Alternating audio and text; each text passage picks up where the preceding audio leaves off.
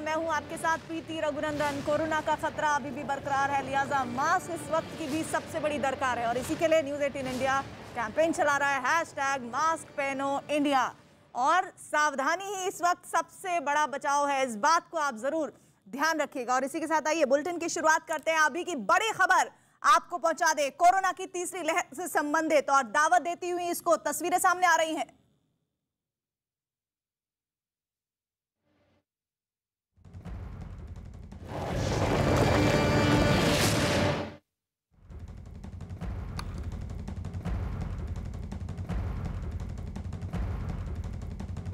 जयपुर में हंगामे की तस्वीरें इस वक्त आपके सामने। जयपुर से बड़ी खबर, SC/ST समुदाय से संबंधित किस तरह से वहां पर हंगामा हुआ है। बड़ी खबर जयपुर से, वहां प्रदर्शन कर रहे बीजेपी की युवा विंग भारतीय जनता युवा मोर्चा के कार्यकर्ताओं पर पुलिस ने लाठीचार्ज किया है। ये कार्यकर्ता अनुसूचित जाति जनजाति समुदाय के लोगों पर हो रहे अत्याचार के खिलाफ प्रदर्शन करने पहुंचे थे। कलेक्ट्रेट के बाहर जुटे इन कार्यकर्ताओं ने कांग्रेस सरकार पर अत्याचार का आरोप लगाया और हंगामा शुरू कर दिया। हंगामा बढ़ने के बाद पुलिस ने लाठीचार्ज कर उन्हें वहां से खदेड़ दिया है और इस दौरान कई कार्यकर्ता घायल हुए हैं जिन्हें इलाज के लिए अस्पताल भिजवाया गया है। तो ये जयपुर की बड़ी खबर, जहां पर देखिए किस कदर पुलिस को लाठियां बाजनी पड़ी है। ये पूरा वाकया सामने आया है तब जब जानकारी ये है कि कार्यकर्ता जो थे वो अनुसूचित जाति जनजाति समुदाय के लोगों पर हो रहे अत्याचार के खिलाफ प्रदर्शन करने के लिए पहुंचे थे और कलेक्ट्रेट के बाहर जुटे इन कार्यकर्ताओं ने कांग्रेस सरकार पर अत्याचार का आरोप लगाया है और हंगामा शुरू हो गया। हंगामा बढ़ने के बाद पुलिस ने लाठीचार्ज किया है और उन्हें वहां से खदेड़ा और इस दौरान कई कार्यकर्ता घायल हो गए हैं जिन्हें इलाज के लिए अस्पताल भिजवा दिया गया है। तो ये तस्वीर इस वक्त जयपुर से बड़ी खबर, जहां प्रदर्शन हो रहा है बीजेपी के युवा विंग की जरिए और मोर्चा के जो कार्यकर्ता है युवा विंग के, उन्होंने पुलिस की लाठियां खाई हैं। वजह बता देते हैं, ये कार्यकर्ता अनुसूचित जाति जनजाति समुदाय के लोगों पर हो रहे अत्याचार के खिलाफ प्रदर्शन करने पहुंचे थे। कलेक्ट्रेट के बाहर जुटे इन कार्यकर्ताओं ने कांग्रेस सरकार पर अत्याचार का आरोप लगाया है और हंगामा शुरू हुआ है। हंगामा बढ़ने के बाद पुलिस ने लाठीचार्ज कर उन्हें वहां से खदेड़ दिया। कृष्णा वाल्मीकि की हत्या हो गई और उसके विरोध में आज युवा मोर्चा के कार्यकर्ता कलेक्ट्रेट पर प्रदर्शन कर रहे थे। इस सरकार की स्थिति यह है कि कलेक्टर ने हमारे वाल्मीकि समाज के जो हमारे साथी थे, हमारे मीणा समाज के जो हमारे साथी थे, उन लोगों के साथ बदतमीजी की। उसके बाद पुलिस ने हमारे कार्यकर्ताओं के ऊपर लाठीचार्ज किया। हमारे कार्यकर्ता गंभीर रूप से घायल हुए हैं। हम पुलिस के इस कृत्य की भर्त्सना करते हैं। तो ये तस्वीरें हम आपको दिखा रहे थे जयपुर की, जहां पर युवा विंग बीजेपी के एकत्रित हुए हैं। इन कार्यकर्ताओं ने वहां पर हंगामा किया है और कांग्रेस सरकार को लेकर जबरदस्त ये हंगामा देखने को मिला है और इस दरमियान किस तरह से गुस्सा हो रहा है और वहां पर पुलिस की मौजूदगी है, पुलिस ने खदेड़ा है इन लोगों को। और इस बीच ये बड़ी तस्वीर इस वक्त सामने जो बीजेपी के कार्यकर्ताओं के जरिए सामने आई है। पूरी तस्वीरें एक बार फिर से आपको बता दें, जयपुर की तस्वीरें, वहां प्रदर्शन कर रहे बीजेपी के युवा विंग भारतीय जनता युवा मोर्चा के कार्यकर्ताओं पर पुलिस ने लाठीचार्ज किया। ये कार्यकर्ता अनुसूचित जाति जनजाति समुदाय के लोगों पर हो रहे अत्याचार के खिलाफ प्रदर्शन करने पहुंचे थे। कलेक्ट्रेट के बाहर जुटे इन कार्यकर्ताओं ने कांग्रेस सरकार पर अत्याचार का आरोप लगाया है। हमारे साथ जयपुर से हमारे सहयोगी भवानी इस खबर पर जुड़ गए हैं। भवानी, इस वक्त ये जो तस्वीरें सामने आ रही है, अब आलम क्या है? देखिए प्रीति, अब वहां से इन कार्यकर्ताओं को खदेड़ दिया गया वहां से और जो घायल हुए थे उनको अस्पताल पहुंचाया गया है। लेकिन जो वाकया हुआ वो काफी हैरान करने वाला था, क्योंकि जब वो प्रोटेस्ट करने के लिए आ रहे थे तो पुलिस उनको पहले आगे रोक सकती थी। जब वो काफी नजदीक पहुंचे तब उनको लगा कि कलेक्ट्रेट में नहीं घुस जाएं। उसके बाद में पुलिस ने आनन फानन में लाठियां बरसाना शुरू कर दी और उसमें जिस तरीके से एक देख सकते हैं कि घायल है जिसको बुरी तरह से पुलिस ने पीटा, फिर उसके बाद में दूसरा तरीका भी अपनाया जा सकता था उनको हटाने का, तो उसके बीच में दोनों के बीच में झड़प हुई। पूरा मसला ये था कि झालावाड़ में एक वाल्मीकि समुदाय की युवक की हत्या का आरोप लगाया बीजेपी युवा मोर्चा कार्यकर्ताओं ने। केवल सिर्फ वो नहीं था, पूरे राजस्थान के अंदर SC/ST समुदाय पे अत्याचार का आरोप लगाया कि जगह जगह अलग अलग जगह पर कई जगह थानों के अंदर पिटाई हुई, कई जगह अलग इश्यूज आए। उन सब को लेकर आज प्रदर्शन किया गया और उसमें पुलिस के बीच में उनके बीच में झड़प हुई है। जी, लेकिन अब जो आप बता रहे हैं कि हालात शांत है, ऐसे में कितने कार्यकर्ताओं के घायल होने की जानकारी है? क्योंकि तस्वीरों में हम देख रहे हैं कि लगातार ताबड़तोड़ उन्हें लाठियों से बाजना, तस्वीरें सामने आ रही है पुलिस के जरिए जो दिख रही हैं। तकरीबन 5 से 6 कार्यकर्ता है जो इंजर्ड हुए हैं, लाठियों से ज्यादा घायल हुए हैं, बाकी हल्की चोटें कईयों को आई है। उसके बाद में एक है थोड़ा सा ज्यादा हुआ है, उसको अस्पताल ले जाया गया और बाकी की मरहम पट्टी की गई, वहां से प्राथमिक स्वास्थ्य केंद्र के लिए ले जाया गया। और वहां से उस जगह से क्योंकि जो जयपुर कलेक्ट्रेट का दफ्तर है वो इस तरीके का है कि वहां पर एक बार जब भीड़ वहां पर आ जाती है तो उसके बाद में बहुत कम स्पेस बचता है, फिर उसके अंदर गेट के अंदर घुसने के चांसेस ज्यादा रहते हैं। और जो पुलिस तैनात की गई थी वो कलेक्ट्रेट दफ्तर के चारदीवारी पे तैनात की गई, इसलिए जब वो आगे बढ़े थे तो जैसे ही सर्किल क्रॉस करके गेट की तरफ आ रहे थे तब पुलिस को ये आशंका हुई कि नहीं गेट के अंदर घुस जाएंगे। अमूमन होता यह है कि ऐसे प्रोटेस्ट होते हैं तो उनको बीच में काफी देर पहले पुलिस रोक देती है और कोशिश वही करती है कि उससे आगे नहीं बढ़ा जाए, लेकिन कहीं लग रहा है कि शायद कोऑर्डिनेशन में, कम्युनिकेशन में कमी रही है और वो आगे बढ़ गए। जब पुलिस को लगा कि नहीं अब बहुत अंदर जा सकते हैं तब लाठीचार्ज, आनंद फानन में लाठीचार्ज शुरू कर दिया और जिसका ये नतीजा। ठीक है, आप लगातार बने रहिएगा, आगे आपके साथ मैं जुड़ूंगी। इस बीच जम्मू से बड़ी खबर आ रही है। खबर यह कि जम्मू कश्मीर की पूर्व मुख्यमंत्री महबूबा मुफ्ती को आज जम्मू में विरोध का सामना करना पड़ा है। जम्मू एयरपोर्ट के बाहर बजरंग दल के कार्यकर्ताओं ने उन्हें काले झंडे दिखाए हैं और ये तस्वीरें वहीं की है जहां पर महबूबा मुफ्ती का विरोध हुआ है। महबूबा मुफ्ती का आपको याद होगा जब 24 जून को मुलाकात होनी थी प्रधानमंत्री के साथ जम्मू कश्मीर के नेताओं की, तब उन्होंने पाकिस्तान परस्त बयान दिया था जिसमें उन्होंने कहा था कि जम्मू कश्मीर के मसले पर पाकिस्तान से बात होनी चाहिए। और ऐसे में आज ये तस्वीरें सामने आ रही है जहां पर जम्मू की आज की बड़ी खबर है। जम्मू कश्मीर की पूर्व मुख्यमंत्री महबूबा मुफ्ती को आज जम्मू में विरोध का सामना करना पड़ा है। जम्मू एयरपोर्ट के बाहर बजरंग दल के कार्यकर्ताओं ने उन्हें काले झंडे दिखाए हैं, लेकिन बजरंग दल क्या कह रहे थे इन विरोध के दरमियान ये भी आपको सुनाते हैं।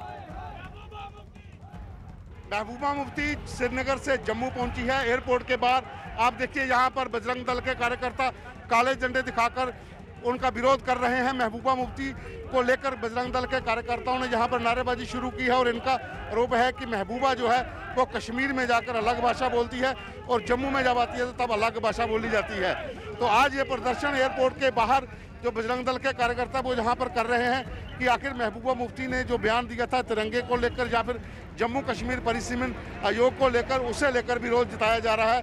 हालांकि पुलिसकर्मी यहाँ पर तैनात है और महबूबा के काफिले को एयरपोर्ट से उनके ऑफिस के लिए निकाल दिया गया है। कैमरामैन राजीव के साथ पवन शर्मा, न्यूज़ 18 इंडिया, जम्मू। और इस खबर पर हमारे साथ हमारे सहयोगी पवन शर्मा जुड़ रहे हैं। पवन, ये विरोध क्या उसी के इर्द गिर्द है जैसा हमने सुना था 24 जून से जब जम्मू कश्मीर में के तमाम जो नेता थे वो प्रधानमंत्री से मिलने पहुंचने वाले थे और महबूबा मुफ्ती ने पाकिस्तान परस्त बयान दिया था, क्या इसी को लेकर विरोध प्रदर्शन है या फिर वजह कुछ और भी है?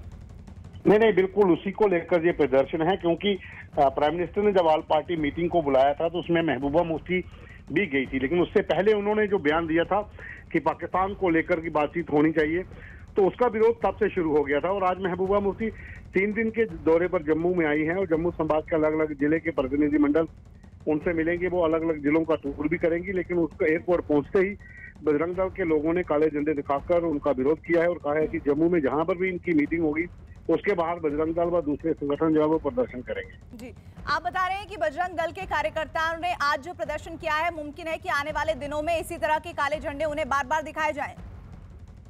बिल्कुल, बजरंग दल के साथ साथ और भी जो संगठन हैं उन्होंने भी अनाउंस किया है कि जहां पर भी महबूबा का कार्यक्रम होगा वहां पर उसका भी विरोध करेंगे, जो उन्होंने पाकिस्तान को लेकर बयान दिया था। तो जाहिर सी बात है कि जम्मू में 3 दिन के दौरे के दौरान इस तरह के प्रदर्शनों को झेलना पड़ेगा महबूबा मुफ्ती को। जी पवन, शुक्रिया।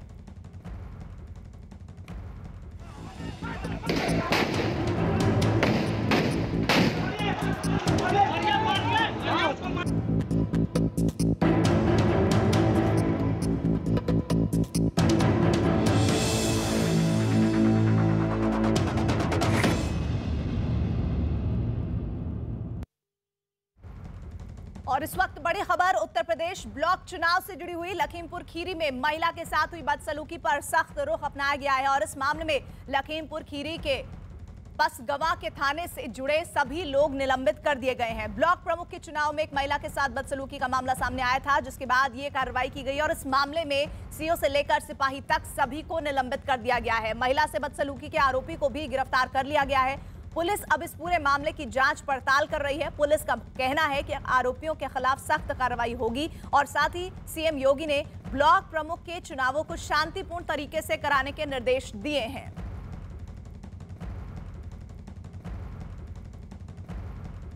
तो ये तस्वीरें कल की हैं। ये तस्वीरें सबसे पहले न्यूज़ 18 इंडिया ने ही आपको इसी वक्त के दरमियान दिखाई थी कि किस तरह से ब्लॉक प्रमुख चुनाव के नामांकन के दरमियान एक महिला के साथ बदसलूकी हुई। उत्तर प्रदेश के चुनाव, ब्लॉक चुनाव से जुड़ी हुई ये बेहद अहम और शर्मनाक तस्वीर भी है। लखीमपुर खीरी में महिला के साथ बदसलूकी हुई है और इस मामले पर अब सख्त रुख अपना लिया गया है और इस मामले में लखीमपुर खीरी के बसगवा से जो थाना है वहां पर सभी लोगों को निलंबित कर दिया गया है। और इस वक्त हमारे साथ हमारे सहयोगी अजीत सिंह लखनऊ से जुड़ रहे हैं, मनोज शर्मा लखीमपुर खीरी से जुड़ रहे हैं और साथ ही सौरभ मिश्रा कानपुर से जुड़ रहे हैं। मैं सबसे पहले रुख करना चाहूंगी लखीमपुर खीरी का। मनोज शर्मा हमारे साथ जुड़े हुए हैं। मनोज, न्यूज़ 18 इंडिया ने सबसे पहले ये तस्वीरें दिखाई थी जो शर्मसार कर देने वाली थी। जरा बताइए इस मामले में अभी तक क्या क्या एक्शन हुआ है? बिल्कुल, मैं आपको बता देना चाहता हूँ, लखीमपुर खीरी न्यूज़ 18 ने सबसे पहले इस तस्वीर को दिखाया था कि महिला के साथ अभद्र व्यवहार 2 युवकों ने किया था। ये पसगवां ब्लॉक का मामला है, जहां सपा की प्रत्याशी रितु सिंह और अनीता, उनकी प्रस्तावक अनीता सिंह अपना पर्चा दाखिल करने जा रही थी। गेट पे ही 2 युवकों ने उनको पकड़ लिया, जबरदस्ती पर्चा छीनने का प्रयास किया। उसी तरह छीना झपटी में उनके साथ मारपीट करी गई। मारपीट करने के बाद उनके कपड़े भी फट गए थे। इसके बाद जब न्यूज़ 18 ने इस खबर को चलाया था, प्रशासन ने इसको संज्ञान में लिया था। कहीं ना कहीं इस तरीके से महिला के साथ अभद्र व्यवहार करना कहीं ना अशोभनीय जरूर कहलाया जाएगा। इसके बाद शासन ने इसको मामले को संज्ञान लिया। शासन संज्ञान लेने के बाद कड़ी कार्रवाई करते हुए शासन ने संदेश दे दिया है, जो भी इसमें दोषी पाया जाएगा उसके खिलाफ कड़ी कार्रवाई की जाएगी। 6 लोगों को सस्पेंड किया है। सीओ मोहम्मदी अजय भल और आदर्श कुमार इंस्पेक्टर महेश कुमार, इंस्पेक्टर उग्रसेन समेत 2 सिपाहियों को सस्पेंड किया। 6 लोगों को सस्पेंड किया। कड़ी कार्रवाई की गई है। संदेश दिया गया कि इसमें कोई भी या सत्ता पक्ष या विपक्ष का जो भी दोषी पाया जाएगा उसके खिलाफ कड़ी से कड़ी कार्रवाई की जाएगी। चुनाव को निष्पक्ष कराने का योगी सरकार का निर्देश है और इसमें जो भी दोषी होगा उसके खिलाफ कार्रवाई की जाएगी। इसके जो क्या नाम है, पीड़ित ने जो तहरीर दी थी, तहरीर के आधार पर 2 युवक, एक ब्रज किशोर, एक यश वर्मा, जो उनको तहरीर में लिखित नामजद दिया गया था, उसमें से यश वर्मा को गिरफ्तार कर लिया गया।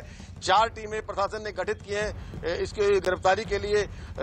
संभावित एक जो आरोपी फरार चल रहा है उसके लिए संभावित इलाकों में दबिश दी जा रही है। प्रशासन का कहना है कि जल्द से जल्द उसको भी गिरफ्तार किया जाएगा और सलाखों के पीछे भेजा जाएगा। मनोज, ये तस्वीरें शर्मनाक है और इन पर एक्शन में जरूर है योगी सरकार। लेकिन अजीत, सवाल यहाँ पर यह कि ये तो एक तस्वीर है जो सामने आई है ब्लॉक प्रमुख नामांकन के दरमियान, जो चुनाव था उसकी प्रक्रिया के दरमियान। ऐसी कल हमने दिन भर तस्वीरें दिखाई थी, लेकिन इस तरह की तस्वीरों की नौबत ही क्यों आई? ये प्रशासन का लचर रवैया है। देखिए, बिल्कुल प्रीति, जो आदेश हुआ था सरकार की तरफ से कि सभी ब्लॉक मुख्यालयों पर जहां नामांकन होना है 1 डिप्टी एसपी और 2 एसएचओ तैनात रहेंगे, भारी पुलिस फोर्स तैनात रहेगी, क्योंकि जिला पंचायत के चुनाव में कहीं कहीं जो विवाद देखने को मिला था उसको लेकर सरकार सावधान थी। अपर मुख्य सचिव गृह की तरफ से सभी डीएम से एसपी को कहा गया था, लेकिन उसके बावजूद जो लखीमपुर खीरी में हुआ वो बिल्कुल गलत तरीके से जो हुआ। उसके बाद सीएम योगी ने टीम 9 की बैठक बुलाई, एसीएस और डीजीपी से कहा, कार्रवाई की गई। पसगवां के सभी कर्मचारियों को जो डिप्टी एसपी से लेकर पुलिस तक जो सिपाही थे सस्पेंड कर दिया गया। लेकिन सीतापुर में भी ऐसी तस्वीरें आई जब मुन्नी देवी नामांकन करने जा रही थी, उनके 2 प्रस्तावकों का अपहरण कर लिया गया और वहां खुलेआम गोली और बम दागे गए। जौनपुर, बहराइच में आज सुबह बीडीसी के भाई की हत्या हो गई थी। इसको लेकर मुख्यमंत्री काफी नाराज है कि आखिर प्रशासनिक अधिकारी क्या कर रहे थे। जो जिले के कप्तान है, जो जिले के डीएम है, जिनकी ड्यूटी वहां लगाई गई है संबंधित ब्लॉक पर, वो क्या कर रहे थे? उन्होंने क्यों कार्रवाई नहीं की? क्या उन्हें इस बात का अंदाजा नहीं था कि विवाद होगा? जबकि जिला पंचायत चुनाव में ऐसी खबरें आई थी कई जगह से, लेकिन नहीं हुआ ऐसा। इसीलिए सीएम नाराज है और सीएम ने लखीमपुर खीरी के साथ साथ उन सभी जिलों में जहां 14 एफआईआर दर्ज की गई है, एडीजी एलओ ने कहा कि हमने सब जगह एफआईआर दर्ज के लिए जो भी कानून हाथ मिलेगा उसके खिलाफ कार्रवाई करेंगे। सपा इसी बात का आरोप लगा रही प्रीति। अखिलेश यादव ने प्रेस कॉन्फ्रेंस किया और उन्होंने कहा कि अधिकारियों ने फोन बंद कर लिया, फोन नहीं उठाया। ऐसे अधिकारियों की हमने लिस्ट तैयार की और इनका पूरा हिसाब किताब किया जाएगा। जबकि बीजेपी की तरफ से भी पलटवार हुआ और कहा गया कि कानून इस मामले में जो तस्वीरें सामने आई है, इसमें सियासी दलों को इस बात से ऊपर उठकर कार्रवाई करने की आवश्यकता है, क्योंकि ये किसी महिला के सम्मान से जुड़ा हुआ मामला है। इधर उत्तर प्रदेश में कल ब्लॉक प्रमुख चुनाव के नामांकन के दौरान कई जिलों में जमकर बवाल हुआ है और कुछ जगहों पर बमबाजी और फायरिंग भी हुई है। अलीगढ़ हो, लखीमपुर खीरी हो या गोरखपुर, पीलीभीत हो, गोंडा या देवरिया, सभी जगह से तस्वीरें करीब एक जैसी आई हैं। कुछ जगहों पर हाथापाई और मारपीट की घटना भी हुई है। हालात को काबू करने के लिए पुलिस ने कई जगह लाठीचार्ज का सहारा लिया है। सीतापुर, जौनपुर, एटा, बहराइच, कानपुर, गोरखपुर और रायबरेली में जमकर बवाल हुआ है। कई जगहों पर समाजवादी पार्टी के लोगों ने आरोप लगाया कि बीजेपी के लोगों ने उनके ब्लॉक प्रमुख उम्मीदवार को नामांकन नहीं करने दिया और नामांकन के पर्चे को ही फाड़ दिया। हालांकि बीजेपी ने इसका खंडन किया है। हिंसा की हैरान करने वाली तस्वीरें सामने आने के बाद इस पर सियासत भी शुरू हो गई है। यूपी के सीतापुर, लखीमपुर खीरी, गोंडा, कन्नौज, हरदोई, कई सारे जिलों में विवाद की तस्वीरें आई, बवाल हुआ, बम चले, गोले चले, क्या कहेंगे? देखिए, उत्तर प्रदेश में अराजकता की सारी सीमाएं योगी सरकार ने पार कर दी हैं। जब जनता के बीच भारतीय जनता पार्टी हार गई तो जिला पंचायत के बाद ब्लॉक प्रमुखी में जबरन आप पर्चा नहीं खरीदने दे रहे हैं, आप पर्चा छीन रहे हैं, एफआईआर कर रहे हैं, घर गिरा रहे हैं और सरकार कह रही है कि लोकतांत्रिक तरीका है। किसी महिला की साड़ी खींचना ये कब से लोकतांत्रिक हो गया? गोलाबारी करना कब से लोकतांत्रिक हो गया? और विपक्ष पुलिस के सामने पिट रहा हो, पर्चा पुलिस के सामने फाड़ा जा रहा हो, ये कब से लोकतांत्रिक हो गया? अगर यही लोकतांत्रिक है तो समाजवादी पार्टी इसीलिए कह रही कि भारतीय जनता पार्टी लोकतंत्र की हत्या कर रही है। इनका अपना नया लोकतंत्र है। और ब्लॉक चुनाव में हुई हिंसा पर अखिलेश यादव ने प्रेस कॉन्फ्रेंस कर राज्य सरकार के इशारे पर हिंसा का आरोप लगाया है।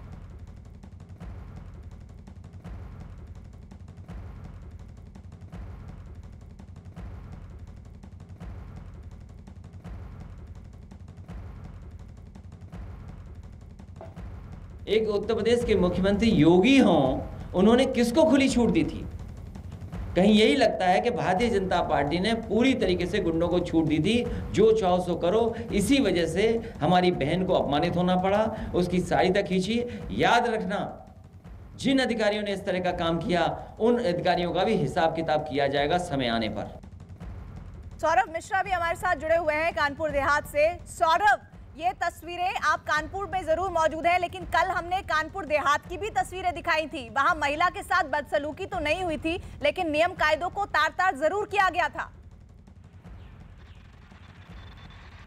जाहिर तौर पर ये बड़ी चुनौती थी जो ना हुआ था, लेकिन वो बैठकें कहीं ना कहीं सफल नहीं दिखाई दी, क्योंकि सारी बैठकें हुई, सारी तैयारियां हुई, सारे दावे पेश किए गए, लेकिन अंततः जो दिन था नामांकन का वो हंगामे भरा रहा। कहीं कुर्ते फाड़े गए तो कहीं धक्का मुक्की हुई तो कहीं पर लाठी चली। तो पूरी तरीके से ये जो फेल्योर था, एलआईयू का फेल्योर था, कहीं ना कहीं पुलिस का फेल्योर था, जिसको जिम्मेदारी दी गई थी कि शांतिपूर्ण तरीके से नामांकन हो। कानपुर देहात की बात करें तो 13 जगह पर बवाल हुआ है। कुल मिला के 10 ब्लॉक से और 3 अन्य बवाल जो हुए हैं, वो प्रत्याशी जब बाहर निकल रहा था, अपना नामांकन दाखिल करने निकल रहा था, तो उसको रस्ते में पकड़कर पीटने का मामला हो, ज्ञानेंद्र यादव नाम के एक प्रत्याशी का कुर्ता फाड़ने का मामला हो, या फिर जब एक बार रसूलाबाद तहसील का आपको जिक्र कर दूं, वहां पर बीजेपी विधायिका अंदर गई और एसडीएम हाथ जोड़ती रही कि आप माननीय विधायिका जी आप बाहर चली जाइए, क्योंकि यहाँ पर आपको अलाउ नहीं है। उसके बावजूद वो नहीं गई, काफी उनके बीच हंगामा रहा, दोनों के बीच की लोग जो हुई, एसडीएम और बीजेपी की विधायक के बीच। तो कुल मिला के जो तैयारियां थी वो पूरी तरीके से फेल्योर हो गई। लेकिन अब पुलिस और प्रशासन के लिए ये बड़ी चुनौती है। जिस तरह विपक्षी पार्टी लगातार हमलावर है, लगातार वो आरोप लगा रही है कि कानून जो है वो अपना काम ठीक से नहीं कर रहा है, चुनाव जो है शांतिपूर्ण तरीके से नहीं हो रहा है, उसके लिए एक बड़ा चैलेंज है कि कल किस तरीके से इस मतदान प्रक्रिया को सफलतापूर्वक निष्पक्षता से चुनाव को कराया जाए, ताकि जो विपक्षियों का जो आरोप है वो कहीं ना कहीं उसको खत्म किया जाए और चुनाव पूरी तरीके से निष्पक्ष हो। इसके लिए अधिकारियों को निर्देश भी दिए गए हैं और अब जो कल का दिन है वो कहीं ना कहीं बेहद कठिन दिन होगा। ये बात आप बेहद महत्वपूर्ण कर रहे हैं और इसी पर अजीत से बात करना जरूरी हो जाता है। अजीत, नामांकन में ये आलम है तो आगे देखिए चुनाव की तारीखें जब नजदीक आएंगी तब क्या होगा? देखिए बिल्कुल प्रीति, चुनाव की तारीखें कल ही है, यानी 10 जुलाई को ये चुनाव पूरे यूपी में होने। हालांकि 295 सीटों पर अभी तक निर्विरोध निर्वाचित हो गए और आज नामांकन वापसी का टाइम 3 बजे तक का था। 5 बजे तक ये क्लियर हो जाएगा कि किस जगह और नामांकन पत्र वापस हुए। उसके बाद कल ये चुनाव होने हैं, यानी मतदान पड़ने हैं। तो कहीं ना कहीं जहां पर लड़ाई की स्थिति है, आप चाहे उत्तर प्रदेश के अलग अलग इलाकों की, बाकी जो 825 ब्लॉक हैं उसमें से 295 को माइनस कर दिए, लगभग 600 जगह ये चुनाव होने हैं। तो यहाँ पर अब देखना होगा कि वहाँ क्या होता, क्योंकि सदस्यों की धरपकड़, उनको वोटिंग कराने को लेकर सत्ता और विपक्ष का जो खेल है वो आपको दिखाई देगा और ये हो सकता है कि इन चुनावों में भी विवाद हो। हालांकि आज की घटना के बाद और कल की घटना के बाद मुख्यमंत्री काफ़ी सख्त है। उन्होंने सभी अधिकारियों की बैठक बुलाई थी दोपहर में और सबको दो टूक शब्दों में कह दिया है योगी आदित्यनाथ ने कि कहीं कुछ हुआ तो इसके जिम्मेदार अफसर होंगे जिनकी तैनाती जिले में की गई है। तो अगर कहीं कोई गड़बड़ी होती है तो अफसरों पर तो कार्रवाई होगी ही, साथ ही जो वहां तैनात होंगे, वहां आरओ होंगे, यारो होंगे, एसएचओ होंगे, डिप्टी एसपी होंगे, कप्तान डीएम होंगे, वो भी नपेंगे। तो अब ये वाली घटना पर लगातार विपक्ष सवाल खड़े कर रहा है अजीत, और इधर अखिलेश यादव ने आरोप लगाया है कि जब पूरे राज्य में ये हिंसा हो रही थी अधिकारियों के मोबाइल फोन बंद थे। पूरे उत्तर प्रदेश के अधिकारी, जो जिम्मेदार अधिकारी थे, उन्होंने अपने मोबाइल बंद किए हुए थे, कोई भी नेटवर्क के अंदर नहीं था, क्योंकि वो जानते थे कि अगर कोई बात आएगी तो उनके ऊपर आएगी, इसलिए उन्होंने मोबाइल को आउट ऑफ कवरेज एरिया कर दिया था पहले ही। जिस सरकार के अधिकारियों ने अपने मोबाइल को आउट ऑफ कवरेज एरिया कर दिया हो तो उसे क्या उम्मीद करोगे आप? और इसी से पहले बीएसपी प्रमुख मायावती ने बीजेपी के साथ ही समाजवादी पार्टी पर निशाना साधा है। मायावती ने इन घटनाओं से समाजवादी शासनकाल की याद दिलाई और बताया कि क्यों उनकी पार्टी ने पंचायत चुनाव नहीं लड़ने का फैसला लिया। मायावती ने ट्वीट किया है, यूपी पंचायत चुनाव में बीजेपी द्वारा पहले जिला पंचायत अध्यक्ष और अब ब्लॉक प्रमुख के चुनाव के दौरान भी सत्ता और धनबल का घोर दुरुपयोग और हिंसा आदि जो हो रही है वो समाजवादी पार्टी के शासनकाल की ऐसी अनेकों यादें ताजा कराता है। इसलिए बीएसपी ने इन दोनों अप्रत्यक्ष चुनावों को नहीं लड़ने का फैसला लिया है। अजीत, लेकिन सवाल यहाँ पर यह है कि विपक्ष सवाल जरूर उठा रहा है, जिम्मेदारी तो प्राथमिक तौर पर सत्ता पक्ष की है और शासन प्रशासन की है, जो इस मामले में उतना बेहतर प्रबंधन नहीं कर पाया जितना किया जाना चाहिए था, और यही वजह है कि विपक्ष सवाल उठा रहा है। देखिए, बिल्कुल प्रीति, विपक्ष को सवाल उठाने का मौका मिल गया, क्योंकि सीतापुर की घटना, लखीमपुर की घटना, गोंडा की घटना, जौनपुर की घटना, यूपी के जो जिले थे जहां पर विवाद हुआ, हंगामा हुआ, गोलियां चली, हथगोले फेंके गए, और लखीमपुर खीरी की घटना ने तो बहुत बड़ा सवाल किया और विपक्ष को मौका दे दिया सरकार को घेरने का। हालांकि इस पर सीएम ने नाराजगी जताई, मीटिंग बुला ली। सरकार के मंत्री ने कहा कि आरोप जिन लोगों ने कानून हाथ में लिया प्रीति, उनके खिलाफ हम कार्रवाई करेंगे। उत्तर प्रदेश में कानून को हाथ में लेने की किसी को इजाजत नहीं। सीएम ने दो टूक कह दिया मीटिंग बुलाकर डीजीपी को, एसीएस होम को और सभी अधिकारियों को कि वो चाहे दल का व्यक्ति हो, दल के बाहर का व्यक्ति हो, छोटा व्यक्ति हो, बड़ा व्यक्ति हो, कितना भी रसूखदार व्यक्ति हो, अगर वो कानून अपने हाथ में लेता तो उसके खिलाफ एक्शन लिया जाएगा। इसीलिए लखीमपुर के जो पसगवां थाना, डिप्टी एसपी से लेकर इंस्पेक्टर से लेकर सिपाही तक सभी को सस्पेंड कर दिया गया। डीएमएसपी की रिपोर्ट मांगी गई है, हो सकता है उनके ऊपर भी गाज गिर जाए। बहराइच की जो घटना है उस पर भी रिपोर्ट मांगी गई है। एसीएस होम अवनीश अवस्थी ने सभी जिलों की रिपोर्ट मांगी जहां जहां 14 एफआईआर दर्ज हुए। तो ये मानकर चलिए कि सरकार किसी को छोड़ने वाली नहीं है, लेकिन इन घटनाओं ने सवाल जरूर खड़े कर दिए वहां के लोकल एडमिनिस्ट्रेशन पर कि आखिर वो कर क्या रहे थे। सरकार भले ही ना छोड़े, सच तो ये है कि जिस तरह से विपक्ष ने आरोप लगाया कि जब ये कुछ हो रहा था तब अधिकारियों ने अपने फोन तक बंद कर लिए थे, तो विपक्ष को, सत्ता पक्ष को घेरने का एक जबरदस्त मौका जरूर मिल गया है। लेकिन इससे पहले कांग्रेस महासचिव प्रियंका गांधी ने इस मुद्दे पर ट्वीट करके राज्य की योगी सरकार और केंद्र सरकार पर तंज कसा है। उन्होंने ट्वीट में लिखा है, पीएम साहब और सीएम साहब, इसके लिए भी बधाई दीजिए कि यूपी में आपके कार्यकर्ताओं ने कितनी जगह बमबाजी, गोलीबारी, पत्थरबाजी की, कितने लोगों का पर्चा लूटा, कितने पत्रकारों को पीटा, कितनी जगह महिलाओं से बदतमीजी की। कानून व्यवस्था की आंख पर पट्टी बांधकर लोकतंत्र का चीरहरण चल रहा है। लखीमपुर का सीधे मैं रुक कर लेती हूं। हमारे साथ हमारे सहयोगी मनोज वहां से बने हुए हैं। मनोज, वाकई में जो तस्वीरें कल लखीमपुर से आई वो शर्मसार करती है, लेकिन सियासत भी एक अलग ही तौर तरीके से आगे बढ़ रही है। बिल्कुल प्रीति, बताने जो सत्ता पक्ष के लोग हैं, विपक्ष के लोग हैं, एक दूसरे पे आरोप प्रत्यारोप कर रहे हैं। कहीं ना कहीं सत्ता पक्ष के लोगों का कहना है कि विपक्ष के लोग इसको सरकार को बदनाम कराने के लिए, विपक्षी लोग इसको दंगे को अंजाम दे रहे हैं, महिलाओं का अभद्र व्यवहार कर रहे हैं। वहीं समाजवादी पार्टी के लोगों का कहना है कि सत्ता पक्ष प्रशासन के साथ मिलकर पूरी तरीके से चुनाव को हाईजैक करना चाहता है, विपक्ष को खत्म कर देना चाहता है। कहीं ना कहीं एक दूसरे पर आरोप लगाया जा रहा है, लेकिन सवाल तो उठेंगे जरूर कि महिला के साथ अभद्र व्यवहार हुआ है, शासन में जो होगा, प्रशासन में होगा, जो उनसे सवाल किए जाएंगे। कहीं ना कहीं योगी सरकार इसको लेकर कड़ा रुख अपनाया है। 6 लोगों को सस्पेंड किया, पूरा थाना सस्पेंड कर दिया, सीओ सर्किल को सस्पेंड कर दिया है। एक संदेश दिया है कि जो भी आरोपी पाया जाएगा उसके खिलाफ कड़ी कार्रवाई की जाएगी। मुख्यमंत्री जी की तरफ से सभी अधिकारियों को और लोगों को निर्देश दिया गया, नेताओं को निर्देश दिए गए, लोगों को निर्देश दिए, जो भी आरोप गड़बड़ी फैलाएगा उसके खिलाफ कार्रवाई निश्चित रूप से की जाएगी। जी, आपके पास मैं आऊंगी दोबारा। समाजवादी पार्टी के आरोपों पर उत्तर प्रदेश के मंत्री मोहसिन रजा का बयान सामने आया है। क्या कहा है उन्होंने, सुनिए। हमारे साथ उत्तर प्रदेश के मंत्री मोहसिन रजा साहब मौजूद हैं, उन्हीं से सीधे बात कर लेते हैं। सर, हिंसा को लेकर ब्लॉक प्रमुख चुनाव में समाजवादी पार्टी ये लगातार आरोप लगा रही है कि बीजेपी गुंडाई कर रही है, उनके पर्चे या तो नामांकन नहीं होने दे रहे हैं या फिर पर्चे छीन लिए जा रहे हैं। देखिए, आपने देखा जिस तरह से अभी जिला पंचायत अध्यक्षों के चुनाव हुए थे, इनको प्रत्याशी ढूंढे नहीं मिल रहे थे, कोई इनके साथ जाना नहीं चाहता, क्योंकि जिस तरह से गुंडई और जिस तरह से माफियाइज्म इन्होंने फैलाया था समाजवादी पार्टी ने, उससे प्रदेश और देश की जनता त्रस्त हो चुकी थी। उत्तर प्रदेश में हर जगह गांव गरीब किसान परेशान था समाजवादी पार्टी से। उसका परिणाम आपने देखा कि 67 हमारे जिला पंचायत अध्यक्ष जीत कर आए। आज ब्लॉक प्रमुख के चुनाव को लेकर जो अपने प्रश्न उठाया, ये आरोप ही तो लगा रहे हैं, इनके पास कुछ है ही नहीं। जिस तरह से कल इन्होंने जो आरोप लगा रहे हैं, मैं उसका आपको बता रहा हूं कि उस आरोप का जवाब तो इनके ही प्रवक्ता दे रहे हैं। खड़े होकर अगर कोई आधिकारिक तौर पर अपनी बात कर रहा है, कोई भी हमारा कार्यकर्ता, और वो जा रहा है पर्चा भरने के लिए, तो उसको इनके प्रवक्ता रोक रहे हैं और कह रहे हैं तुम कब से गुंडाई करने लगे। किसने कहा, नाम बताइए। इनके प्रवक्ता सुनील साजन जी का आपने देखा कि वीडियो चल रहा है और वो कह रहे हैं, खड़े हुए हमारे पुलिस के अधिकारी भी वहां मौजूद हैं, और कोई हमारा कार्यकर्ता अगर वो कोई वहां पर जा रहा है पर्चा भरने के लिए, प्रत्याशी हमारा, तो उससे कह रहे हैं कि तुम कब से गुंडाई करने लगे, ये अधिकार तो हमें है, समाजवादी पार्टी के लोगों को है। तो मतलब इस तरह की चीज कहना ये दर्शाता है कि ये सारी चीजें जो हो रही हैं, ज्यादातर विजुअल्स में आप देखें, लाल टोपी लगाकर कौन लोग गुंडाई करते दिखाई दे रहे हैं।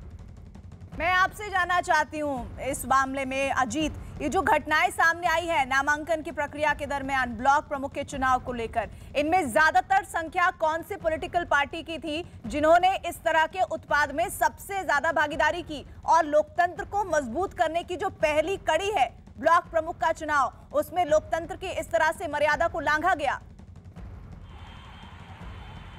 देखिए, बिल्कुल प्रीति, जहां जहां भी विवाद हुआ सत्ता दल पार्टी से और विपक्ष समाजवादी पार्टी से, क्योंकि बहुजन समाज पार्टी ने पहले ही इस चुनाव से अपने आप को बाहर कर लिया और बसपा सुप्रीमो मायावती ने ट्वीट करके भी ये साफ कर दिया कि इसी वजह से वो इन चुनावों से बाहर रहती है। तो आप चाहे लखीमपुर खीरी की बात करें या फिर सीतापुर की बात करें, गोंडा की बात करें, जौनपुर की बात करें, अम्बेडकर नगर की बात करें, हर जगह इसी तरह की जो तस्वीरें आई वो वही तस्वीरें थी, या तो बीजेपी और समाजवादी पार्टी, यही दो पार्टियां आमने सामने चुनाव लड़ रही हैं। तो इन्हीं के बीच ये वर्चस्व की जंग है, क्योंकि लोकल इलेक्शन है ब्लॉक प्रमुख का, और क्षेत्रीय रूप से बहुत ज़्यादा इसमें पॉलिटिकल एंगल देखा जाता है। तो यही दोनों पार्टियां आमने सामने। हालांकि सीतापुर में जिस मामले को लेकर विवाद हुआ, वो निर्दलीय प्रत्याशी थी मुन्नी देवी, जिनके प्रस्तावकों का अपहरण किया गया था और फिर गोली और बम चले, उसके बाद हाईवे को जाम कर दिया गया। वहां भी कार्रवाई की गई है, कुछ लोगों पर अरेस्टिंग की जा रही है, FIR दर्ज किया गया है। तो निश्चित तौर पर जो पार्टी सत्ता में होती है प्रीति, उसके ऊपर इस बात के आरोप लगते रहे हमेशा। इसके पहले भी इन चुनावों में उत्तर प्रदेश में यही होता रहा हो, चाहे बसपा की सरकार हो, सपा की हो, या फिर आज भारतीय जनता पार्टी की सरकार हो, ये चुनाव ही वर्चस्व। अगर कार्रवाई होने में इस पूरे मामले पर एक दिन का वक्त लग जाता है तो विपक्ष और ज्यादा मजबूत तरीके से घेरेगा सत्ता पक्ष को, और अब सत्ता पक्ष पर है कि वो अपने आप को किस तरह से इस पूरे मामले में पेश करती है। आप सभी का हमारे साथ जुड़ने के लिए शुक्रिया। इधर महिला प्रस्तावक के कपड़े फाड़ने को लेकर जन अधिकार पार्टी के पप्पू यादव ने ट्वीट कर अखिलेश पर निशाना साधा। पप्पू यादव ने ट्वीट किया है, बाबू अखिलेश यादव जी, आपसे ना हो पाएगा सड़क पर संघर्ष। इतनी बड़ी पार्टी, इतना संसाधन हो तो बीजेपी वालों के दुशासन का होश ठिकाने लगा देता। एक बहन का बीच सड़क पर चीरहरण और आप आराम से बैठे हो। जेल से निकलता हूं, संघर्ष के लिए पार्टी आउटसोर्स कर दीजिएगा, फिर दिखाते हैं। और अखिलेश यादव ने प्रेस कॉन्फ्रेंस के दौरान पप्पू यादव के तंज पर भी जवाब दिया। पप्पू यादव ने कहा था कि अखिलेश यादव जी आपसे ना हो पाएगा। इसका अखिलेश यादव ने क्या जवाब दिया, सुनिए। अखिलेश जी, आप पर कुछ लोग व्यंग कर रहे हैं। पप्पू यादव ने एक व्यंग किया कि बाबू तुमसे ना हो पाएगा, आप तो घर में बैठे हुए, मेरे पास इतने संसाधन होते तो मैं जाने क्या कर देता। हाँ, हम पे तो नहीं हो पाएगा, ये बात तो ठीक कह रहे हैं, लेकिन उत्तर प्रदेश की जनता बदलाव चाहती है और बहुत जल्दी आप देखेंगे उत्तर प्रदेश में बदलाव की कैसी लहर चलेगी। और इसी बीच पप्पू यादव के ट्वीट पर सीएम योगी आदित्यनाथ के मीडिया सलाहकार शलभमणि त्रिपाठी ने ट्वीट किया। उन्होंने लिखा, आइए आपका इंतजार है, बस याद रहे कि यूपी है, मुख्यमंत्री योगी जी हैं, अपने लिए सुप्रीम कोर्ट के वकील का खर्चा जुटाकर आइएगा। योगी जी के खौफ से आजकल सारे गुंडे माफिया सुप्रीम कोर्ट की तरफ ही भागते हैं। और अब खबर कोरोना की तीसरी लहर को दावत देती भीड़ से जुड़ी।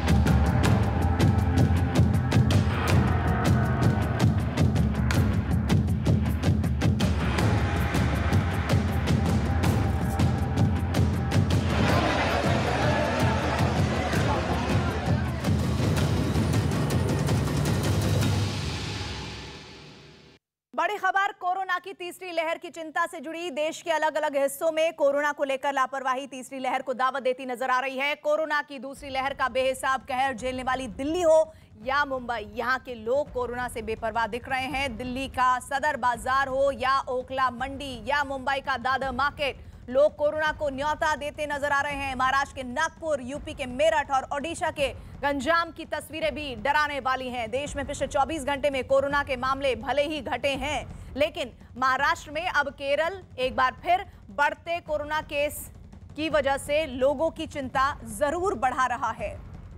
महाराष्ट्र में पिछले 24 घंटे में कोरोना के 9,114 नए मामले सामने आए हैं, जबकि 121 लोगों की कोरोना की वजह से जान गई है। हैरान कर देने वाली बात यह है कि अकेले मुंबई में 24 घंटे में कोरोना के 540 नए मामले सामने आए हैं। मुंबई में 13 लोगों की 24 घंटे में कोरोना से मौत भी हुई है। मुंबई के अलावा पुणे में कोरोना के मामले बढ़े हैं। पुणे में 24 घंटों में 331 मामले सामने आए हैं, जबकि 13 लोगों की मौत हुई है। और सड़क परिवहन और नागरिक उड्डयन राज्य मंत्री वीके सिंह का बयान इस मामले पर सामने आया है। क्या कहा है उन्होंने, आइए सुनिए। चुनौती जरूर है, लेकिन अगर हम सब देशवासी मिलकर प्रयत्न करें तो हम जीत सकते हैं। वो प्रयत्न क्या है, जो भी प्रोटोकॉल है उनका हम पालन करें, बाकायदा जो चीज़ें सरकार बताती है उनके ऊपर चलते रहें और सब लोगों को कहें कि आप भी इसके ऊपर चलें। जितना आप अपने आप को बचा के रखेंगे उतना दूसरे भी बचे रहेंगे, और यही एक तरीका है। और कोरोना की दूसरी लहर जैसे जैसे कमजोर पड़ रही है और पाबंदियों में छूट दी जा रही है, लोगों की लापरवाही की तस्वीरें भी सामने आ रही है। न्यूज 18 के विक्रांत यादव की खबर के मुताबिक प्रधानमंत्री नरेंद्र मोदी ने नए मंत्रिपरिषद की बैठक में इस पर चिंता जताई है। पीएम मोदी ने भीड़ भाड़ वाली जगहों पर बिना मास्क के घूम रहे लोगों और सोशल डिस्टेंसिंग का पालन न करने वाले वीडियो और तस्वीरों पर चिंता जताई है। उन्होंने बैठक में कहा है कि कोरोना के खिलाफ भारत की लड़ाई पूरे जोश के साथ चल रही है और इसमें लापरवाही या कमी के लिए कोई जगह नहीं होनी चाहिए, क्योंकि एक गलती से भारी नुकसान उठाना पड़ सकता है। और अब कोरोना से लड़ाई कमजोर हो रही है, इस तरह की तस्वीरें सामने आ रही हैं। साथ ही केंद्रीय पर्यटन राज्य मंत्री अजय भट्ट ने कहा है कि राज्य में सैलानियों के पहुंचने पर जरूरी टेस्ट करवाए जा रहे हैं। उन्होंने कहा कि कोरोना अभी गया नहीं है और तीसरी लहर की आशंका बरकरार है। अजय भट्ट ने लोगों से सावधानी बरतने की अपील भी की।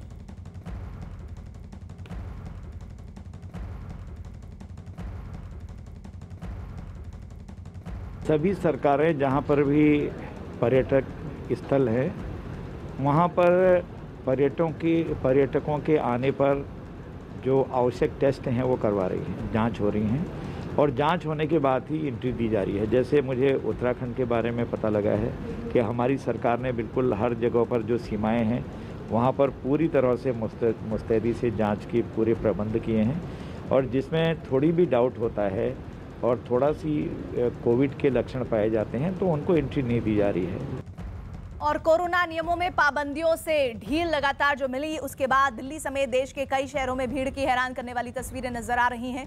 दिल्ली के खारी बावली बाजार और ओखला सब्जी मंडी में तो पैर रखने तक की जगह नहीं है, तो वहीं मध्य प्रदेश के धार और राजस्थान के श्रीगंगानगर में वैक्सीनेशन सेंटर पर लोगों की भीड़ कोरोना नियमों को तार तार करती दिख रही है। इन तस्वीरों को देखकर लग ही नहीं रहा कि देश में कोरोना फैला हुआ है और तीसरी लहर के आने का खतरा बना हुआ है।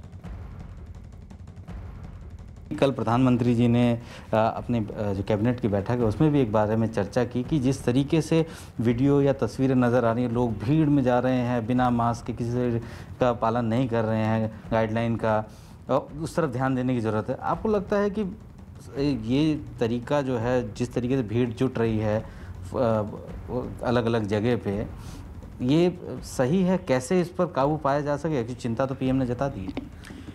एकदम जायज़ चिंता है प्रधानमंत्री जी की, और देखिए यही तो लापरवाही जानलेवा हो रही है। ये अभी कोरोना तो ख़त्म नहीं हुआ है, अभी वैक्सीनेशन में अभी हम लोग 37 करोड़ के आसपास पहुंचे हैं। अभी तो हमें 100 करोड़ को और वैक्सीन लगाना है। कितने लोग वैक्सीन से भी अफवाह में पड़ के डर रहे हैं, उनको हम संभाल रहे हैं, समझा रहे हैं। लेकिन जो दृश्य आई अभी कई हिल स्टेशन पे, मैंने लोगों को ऐसा लगा कि कोरोना ख़त्म हो गया। मैं हाथ जोड़ करके न्यूज़ 18 के मार्फत पूरे देश के लोगों से प्रार्थना करता हूं कि कोरोना अभी गया नहीं है, लापरवाही मत छोड़िए। तो लगातार बीजेपी और खास तौर पर वो तमाम लोग जो समझ रहे हैं कि दूसरी वेव अभी पूरी तरह से गई नहीं है और तीसरी वेव का खतरा बरकरार है, वो कह रहे हैं कि नियम कायदों का पालन कीजिए। लेकिन 4 तस्वीरें इस वक्त आपके सामने हैं जिसमें आपको समझ आएगा कि किस तरह से लोग इस वक्त कोरोना के संकट की लगातार जो इंटेंसिटी है उसको नहीं समझ रहे हैं। कोरोना नियमों में पाबंदियों में ढील मिली है और उसके बाद हश्र देखिए, दिल्ली समेत देश के कई शहरों में भीड़ की हैरान करने वाली तस्वीर दिख रही है। दिल्ली के खारी बावली बाजार और ओखला सब्जी मंडी में तो पैर रखने तक की जगह नहीं है। तो वहीं मध्य प्रदेश के धार और राजस्थान के गंगानगर में वैक्सीनेशन सेंटर पर लोगों की भीड़ कोरोना नियमों को तार तार कर रही है। इन तस्वीरों को देखकर लग ही नहीं रहा कि देश में कोरोना फैला हुआ है और तीसरी लहर के आने का खतरा बरकरार है। और मुंबई के दादर सब्जी मंडी में भी लोग कोरोना नियम तोड़ते दिख रहे हैं। लोग ना तो 2 गज की दूरी का पालन कर रहे हैं और ना ही मास्क लगाए हुए हैं। लोग मास्क पर बहाने बनाते भी दिख रहे हैं। कोरोना नियमों में ढील मिलने के बाद दिल्ली में कई जगह नियमों की धज्जियां उड़ाई जा रही हैं। दिल्ली के सदर बाजार से डराने वाली तस्वीर सामने आई है। वहां पर लोगों की भीड़ जुटी है। सोशल डिस्टेंसिंग से लोग बेपरवाह हैं। हैरानी की बात तो यह है कि ज्यादातर लोगों ने मास्क नहीं लगाया है। मास्क के बारे में पूछने पर भी लोग बहाने बनाते नजर आ रहे हैं।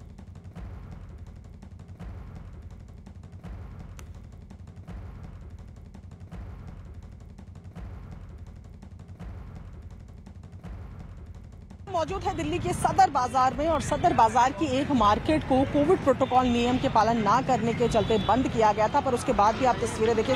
भैया मास्क है, ये तस्वीरें हैं जहां पर रिक्शा चालक हो, कामगार मजदूर हो या वो तमाम लोग जो बाहर आ रहे हैं। मास्क कहाँ है? तो ये तस्वीरें हैं जहां लोगों के पास मास्क है तो ऊपर नहीं लगाया हुआ या बिना मास्क के ही घर से बाहर निकले। सोशल डिस्टेंसिंग का कहीं पालन नहीं है। यहाँ आप देखें कि जो लोग आ रहे हैं, अभी सुबह के वक्त मार्केट भी नहीं खुली है और जो लोग काम करने के लिए भी आ रहे हैं वो भी आप देख रहे हैं, जो घूमने के लिए आ रहे हैं वो लोग भी बिना मास्क के नज़र आ रहे हैं। जो यहाँ काम करते हैं वो भी बिना मास्क के नज़र आ रहे हैं। हालांकि अभी मार्केट खुली भी नहीं है और उससे पहले ही लोगों की भीड़ जो है वो यहाँ पर इकट्ठा होना शुरू हो गई है। ये सबसे बड़ी होलसेल मार्केट है। अगर दिल्ली की बात की जाए तो यहाँ पर ना सिर्फ दिल्ली बल्कि आसपास के राज्यों से भी व्यापारी सामान खरीदने के लिए आते हैं। लेकिन जिस तरीके से कोविड नियमों का पालन यहाँ नहीं हो रहा है, उसी के चलते एक मार्केट को यहाँ पर बंद भी किया गया था। बावजूद उसके सदर बाजार में इसका असर देखने को नहीं मिल रहा है। और इस वक्त एक ब्रेकिंग न्यूज महाराष्ट्र से जुड़ी हुई। स्वास्थ्य मंत्रालय का बयान, कोरोना के 53% केस अकेले महाराष्ट्र में बढ़े हैं, जो चिंता की बात है। कोरोना के 32% मामले केरल में बढ़े हैं। 86 जिलों में रोजाना करीब 100 केसेस आ रहे हैं। महाराष्ट्र और केरल में कोरोना के केसेस सबसे ज्यादा बढ़ रहे हैं, ये चिंता की बात है। और आपको याद होगा कि पहली और दूसरी वेव में भी सबसे पहले महाराष्ट्र में ही केसेस बहुत बढ़े थे। कोरोना के 32% मामले अकेले केरल से सामने आ रहे हैं। वहीं 86 जिलों में रोजाना करीब 100 केसेस सामने आ रहे हैं। और इसके अलावा एक और महत्वपूर्ण जानकारी महाराष्ट्र को लेकर वो ये कि 53% केस अकेले महाराष्ट्र में ही बढ़ रहे हैं। तो ये एक बड़ा आंकड़ा है और इस वक्त ये बड़ी खबर चिंता लेकर भी साथ आ रहा है। वो इसलिए मैं आपको बता दूं कि स्वास्थ्य मंत्रालय लगातार ये कह रहा है कि ये केसेस बढ़ रहे हैं और आने वाले दिनों में थर्ड वेव का, तीसरी लहर का संकट बना हुआ है। और ऐसे में जो लापरवाही नजर आ रही है पाबंदियों में ढील मिलने के बाद, वो और ज्यादा चिंता बढ़ाने वाला है। क्योंकि जहां भी देखिए, चाहे वो हिल स्टेशंस की हम बात कर लें या फिर लोकल बाजारों की बात कर रहे हैं, भीड़ बेतहाशा नजर आ रही है।